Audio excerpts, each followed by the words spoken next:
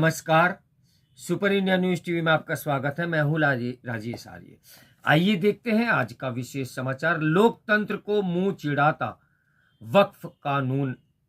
वक्फ अधिनियम वास्तव में पुरातन काल का अवशेष है जो आधुनिक गवर्नेंस और लोकतंत्र के सिद्धांत से कतई मेल नहीं खाता।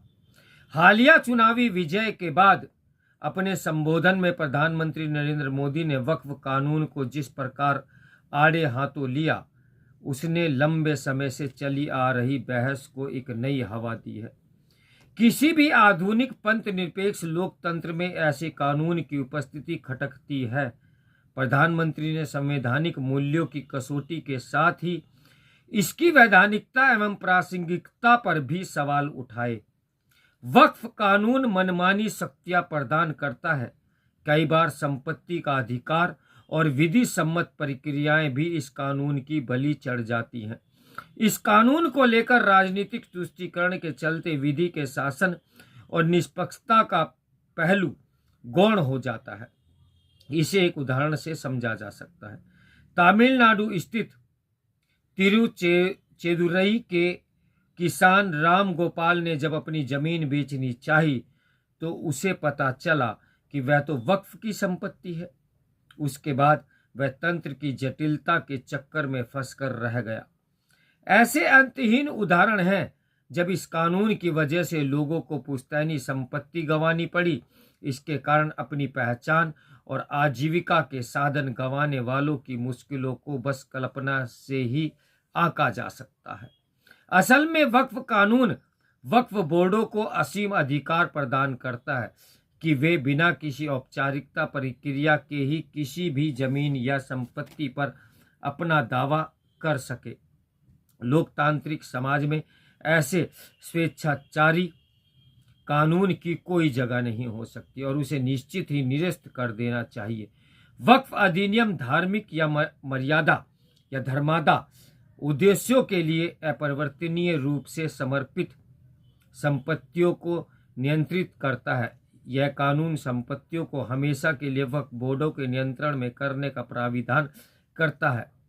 वक्फ बोर्ड उचित कानूनी प्रक्रिया के बिना ही सरकारी या निजी किसी भी प्रकार की संपत्ति को अपना बताने लगते हैं। उन्होंने अपना समानांतर न्यायिक ढांचा तक बना लिया है, जहां अर्जी लगाने के लिए पैरवी और फैसले सुनाने वाले सभी उनके लोग होते हैं। वक्फ के बेलगाम दावों के चलते देश भर में मुकदमों का अंबार लगा हुआ है।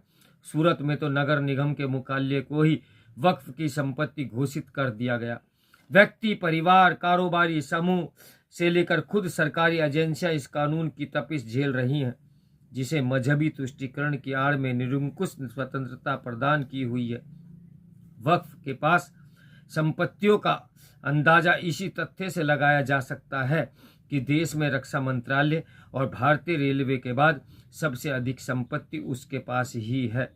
इन संपत्तियों के वक्फ असेंटेंस मैनेजमेंट सिस्टम ऑफ इंडिया यानी वामसी के जरिए डिजिटलीकरण के प्रयास में कई विसंगतियां सामने आई हैं। करीब 4.3 लाख वक्फ संपत्तियों के पास आवश्यक दस्तावेज नहीं है। करीब 58,000 संपत्तियां अतिक्रमण के रूप में हैं और हजारों संपत्तियां कानूनी विवादों में फंसी हैं। इस मोर्चे पर स्पष्टता का अभाव लंबी चलने वाली मुकदमेबाजी और विलंबित फैसलों का कारण बनता है, जबकि संपत्ति के वास्तविक स्वामी कानूनी लड़ाई में फंसकर असहाय महसूस करते हैं। इन पहलुओं को इतर भी रखें तो सामुदायिक कल्याण के लक्ष्य की पूर्ति में भी वक्फ कानून असफल सिद्ध हुआ है। भारतीय मुस्लिमों की सामाजिक आर्थिक दशा सुधारने के उद्देश्य से जुड़ी संपत्ति कुप्रबंधन के शिकार हैं और उनका अपेक्षित उपयोग भी नहीं हो पा रहा है। सच्चर समिति के अनुसार वर्ष 2005 में वक्फ संपत्तियों से महज 163 करोड़ रुपए की प्राप्ति हो पाई थी, जो केवल 2.7% प्रतिफल थी, जबकि सक्षम प्रबंधन के जरिए वार्षिक आधार पर 12,000 करोड़ रुपए से अधिक प्राप्त किए जा सकते थे। लेकिन भ्रष्टाचार, राजनीतिक हस्तक्षेप और रणनीतिक नियोजन के अभाव में ये परिसंपत्तियां उल्टे बोझ बन गई। वक्फ संपत्तियों की अक्सर बाजार भाव से कम मूल्य पर बोर्ड के करीबियों में बंदरबाट कर दी जाती है और उनसे प्राप्त राजस्व का भी कुप्रबंधन देखने को मिलता है, जिससे जरूरतमंदों तक को इनका लाभ नहीं पहुंच पाता। सशक्तिकरण का माध्यम बनने के बजाय वक्फ संपत्तियां अक्षमता, शोषण एवं उत्पीड़न का प्रतीक बनकर रह गई हैं। संपत्ति का अधिकार लोकतंत्र का एक आधारभूत स्तंभ है और वक्फ अधिनियम इस पर कुठाराघात करता है।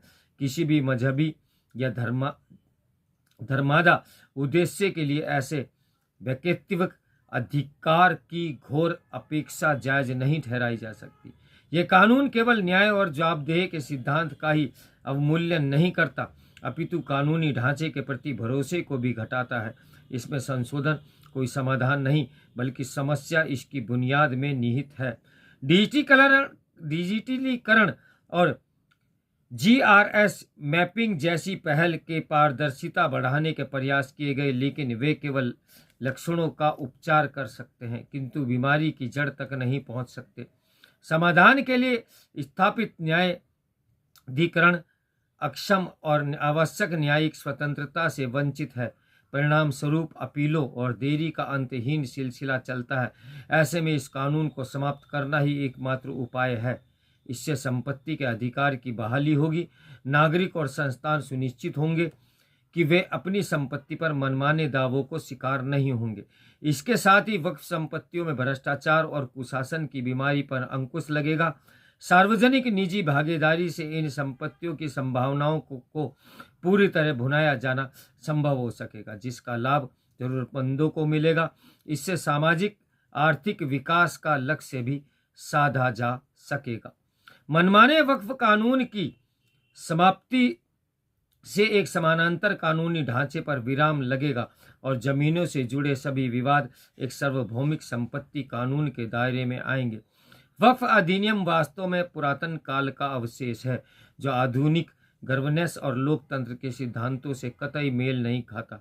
यह न केवल संपत्ति के अधिकार का घोर उल्लंघन करता है, बल्कि उस समुदाय के हितों को भी पोषित नहीं कर रहा जिसके हितों के लिए वह काम करने का दावा करता है। इसलिए वक्फ अधिनियम को समाप्त करना केवल कानूनी रूप से ही आवश्यक नहीं, बल्कि नैतिकता, न्याय, पारदर्शिता और संसाधनों के अप्रभावी उपयोग के दृष्टिकोण से भी अपरिहार्य हो चला है। तो मेरे साथ बने रहे सुपर इंडिया न्यूज़ टीवी की ब्रेकिंग न्यूज़ के लिए। नमस्कार, मैं हूं राजेश आर्या।